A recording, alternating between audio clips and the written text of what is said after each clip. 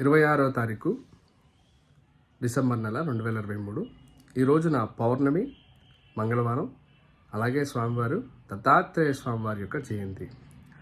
దత్త జయంతి రోజు ఎవరైతే మేడి చెట్టు చుట్టూ ప్రదక్షిణ చేస్తారో అఖండమైనటువంటి ఐశ్వర్య ప్రాప్తి, సంతానం లేనటువంటి వారికి సంతానం కలుగుతుంది.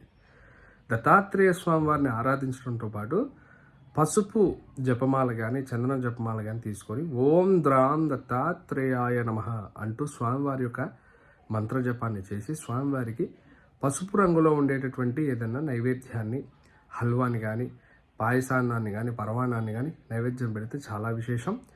అలాగే నదీ తీర్థంలో, నదీ ప్రదేశాల్లో ఎక్కడైనా ఉంటే మంచి పుణ్యనదిలో స్నానం ఆచరించడం అద్భుతమైన ఫలితాన్ని ఇస్తుంది.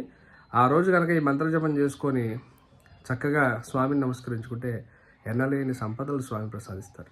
శ్రీమాత్రే నమః.